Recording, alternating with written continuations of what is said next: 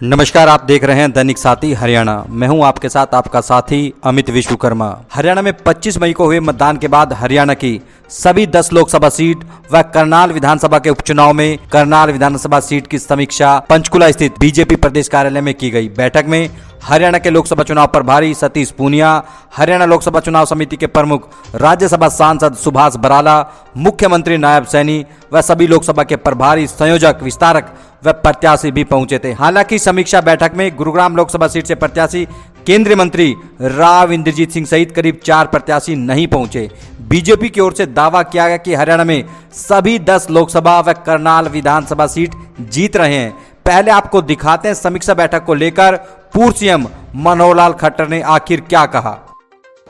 मित्रों, जैसा 25 मई चुनाव का दिन था, चुनाव समाप्ति के बाद सब लोग अपने अपने क्षेत्र में एक आंकलन करते हुए और कल हम लोगों ने 27 तारीख को अपनी एक रिव्यू मीटिंग की और उस रिव्यू मीटिंग के आधार पर मैं आप लोगों के सामने जो विषय रख रहा हूँ वो ये है कि हरियाणा की 10 की 10 लोकसभा सीटें और करनाल की विधानसभा सीट 11 की 11 कमल खिलाकर हम 4 जून को मोदी जी की झोली में डालेंगे। ये अलग बात है कि मार्जिन वेरी करता है, अलग अलग जो कॉर्नर से रिपोर्ट आई है उसमें कहीं ज़्यादा मार्जिन है, कहीं कम मार्जिन है। और न केवल पार्टी के लोगों की ओर से बल्कि इंडिपेंडेंट राय रखने वाले लोगों से भी हमने जो जानकारियाँ ली हैं उसमें 100% ये भारतीय जनता पार्टी के फेवर में आ रहा है। आपने देखा कि पूर्व सीएम ने दावा किया कि हरियाणा में 11 कमल खिल रहे हैं, अर्थात 10 की 10 लोकसभा सीट व करनाल विधानसभा सीट पर वह चुनाव जीतने का दावा करते हुए दिखाई दे रहे हैं। हालांकि यह भी कहते हुए दिखाई दिए कि मार्जिन कहीं पर कम हो सकता है। अब आपको दिखाते हैं कि बैठक में तमाम प्रभारी व संयोजकों की ओर से जो रिपोर्ट रखी गई उसमें आखिरकार जीत के अंतर को किस तरह से रखा गया, आखिर जीत का अंतर कितना बताया गया। सिलसिलेवार प्रत्येक लोकसभा सीट का ब्यौरा जरूर दिया गया, वहीं तमाम तरह के दावे भी किए गए। विश्वस्त सूत्रों से मिली जानकारी के मुताबिक 3 सीटों पर जीत का अंतर 1 लाख से कम बताया गया, वहीं 2 सीट पर 1 लाख व 1 सीट पर 1.5 लाख से जीत का दावा किया गया है। वहीं 1 सीट ऐसी भी सामने आई जिस पर जीत का अंतर महज 20 से 25 हजार का बताया गया। सूत्रों के अनुसार मिली जानकारी के मुताबिक जिस तरह से जीत का अंतर 1 लाख तक बताया गया, हरियाणा में 5 सीट तक फंसती हुई दिखाई दे रही है, जो कि हरियाणा बीजेपी के लिए खतरे की घंटी से कम नहीं है। वहीं मुख्यमंत्री नायब सैनी की जीत एक तरफा बताई गई है। अब बात करते हैं किस सीट पर कितने अंतर से बीजेपी कैंडिडेट जीत रहे हैं, जो कि समीक्षा बैठक में बताया गया। सूत्रों के मुताबिक पूर्व मुख्यमंत्री मनोहर लाल खट्टर व गुरुग्राम से बीजेपी प्रत्याशी केंद्रीय मंत्री राव इंद्रजीत सिंह की जीत का अंतर सबसे बड़ा बताया गया है। अब सबसे पहले बात करते हैं पूर्व मुख्यमंत्री मनोहर लाल की करनाल लोकसभा सीट पर। यहां पर कांग्रेस ने यूथ कांग्रेस के प्रदेश अध्यक्ष दिव्यांशु बुद्धि राजा को मैदान में उतारा है।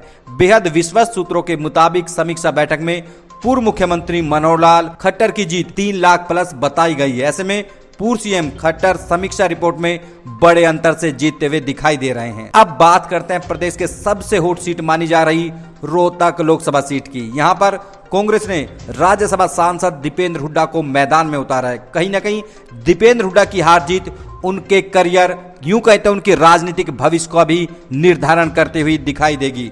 वहीं बीजेपी की ओर से वर्तमान सांसद डॉक्टर अरविंद शर्मा पर ही दाव खेला गया है। बता दें कि इस सीट पर भाजपा ने जीत के लिए प्रधानमंत्री से लेकर तमाम नेताओं की फौज उतार दी थी। सूत्रों से मिली जानकारी के मुताबिक बीजेपी रिपोर्ट में डॉक्टर अरविंद शर्मा जीत रहे हैं। ऐसे में जिस तरह से 50 हजार के अंतर से हार जीत बताई गई है, पूरी तरह से रोहतक लोकसभा सीट फंसती हुई दिखाई दे रही है। अब बात करते हैं कुरुक्षेत्र लोकसभा सीट की। सूत्रों के मुताबिक कुरुक्षेत्र लोकसभा सीट से नवीन जिंदल को करीब 1.5 लाख के वोट के अंतर से जिताया गया है। यहाँ पर इंडिया गठबंधन की ओर से सुशील गुप्ता व इनेलो की ओर से अभय चौटाला चुनाव मैदान में हैं। वहीं अब बात करते हैं अंबाला लोकसभा सीट पर। अंबाला लोकसभा सीट से बंतो कटारिया चुनावी मैदान में, जो कि बीजेपी प्रत्याशी हैं। वहीं कांग्रेस की ओर से विधायक वरुण मुलाना को मैदान में उतारा गया है, लेकिन बीजेपी की रिपोर्ट में बताया गया कि बंतो कटारिया करीब 2 लाख वोट से जीतती हुई दिखाई दे रही है। बीजेपी की जो रिपोर्ट को सही मान लिया जाए तो कहीं ना कहीं आसानी से जीतती हुई दिखाई दे रही है बंतो कटारिया।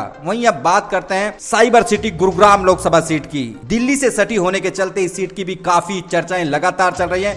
कांग्रेस की ओर से फिल्म अभिनेता राज बब्बर को चुनावी मैदान में उतारा गया है। सूत्रों से मिली जानकारी के मुताबिक इस सीट पर राव की जीत 3,70,000 वोट से बताई गई है, जबकि राजनीतिक पंडितों की ओर से सीट पर कांग्रेस प्रत्याशी राज बब्बर की इसे कड़ी टक्कर बताई जा रही है। ऐसे में बीजेपी रिपोर्ट को सही मान लिया जाए तो करीब 3,70,000 वोट से जीत रहे हैं केंद्रीय मंत्री राव इंद्रजीत सिंह, जो कि सबसे बड़ी जीत हरियाणा में हो सकती है यदि बीजेपी की रिपोर्ट को सही मान लिया जाए तो। अब बात करते हैं हिसार लोकसभा सीट की। सूत्रों के मुताबिक हिसार से रणजीत सिंह चौटाला की जीत बताई गई है। रणजीत सिंह चौटाला कड़े मुकाबले में 1 लाख वोट से जीतते हुए दिखाई दे रहे हैं, जो कि बीजेपी की रिपोर्ट समीक्षा बैठक में रखी गई है। सूत्रों के मुताबिक इस सीट से चौधरी रणजीत सिंह चौटाला 1 लाख वोट से जीत रहे हैं। बता दें कि कांग्रेस ने इस सीट से जेजेपी ने चौटाला व इनेलो ने सुनैना चौटाला को मैदान में उतारा है।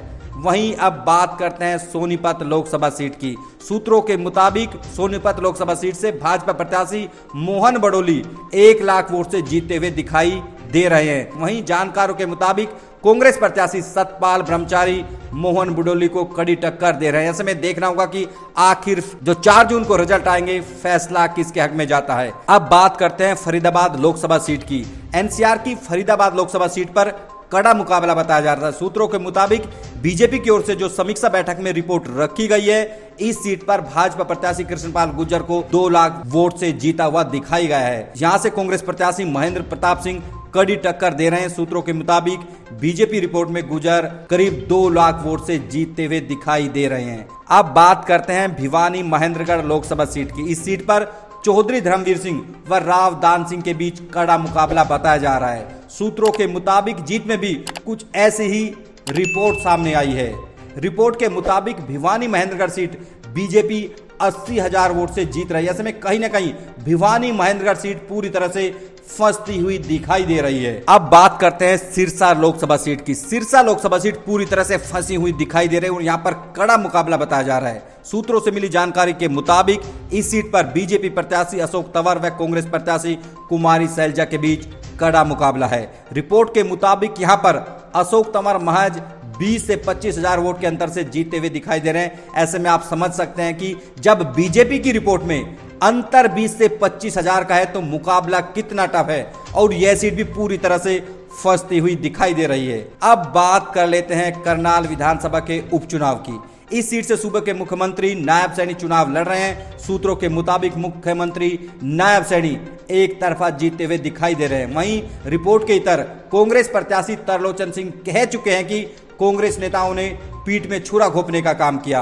कांग्रेस प्रत्याशी के इस बयान के बाद कांग्रेस में हड़कंप मचा हुआ है। सूत्रों से मिली रिपोर्ट में जिस तरह से मुकाबला नजदीक का दिख रहा है, सीधे तौर पर सिरसा, रोहतक व भिवानी महेंद्रगढ़ के चुनाव परिणाम कांग्रेस के पक्ष में जाने से इनकार नहीं किया जा सकता। वहीं सोनीपत व हिसार सीट भी फंसी हुई दिखाई दे रही है। ऐसे में कांग्रेस को 3 से 5 सीट मिलती हुई दिखाई दे रही है। यदि परिणाम जिस तरह से रिपोर्ट में सामने आ रहे हैं, यदि ऐसा हुआ तो कहीं ना कहीं बीजेपी के लिए खतरे की घंटी हो सकता है और कहीं ना कहीं यदि चुनाव परिणाम ऐसे ही रहे तो 4 जून के बाद बीजेपी में भूचाल आने से इनकार नहीं किया जा सकता, क्योंकि महज 3 माह के बाद ही विधानसभा चुनाव में जाना है। आप हरियाणा में कांग्रेस व बीजेपी को कितनी सीट मिलेगी, इस पर क्या राय रखते हैं? कमेंट बॉक्स में कमेंट कर अपनी राय जरूर रखें। नमस्कार।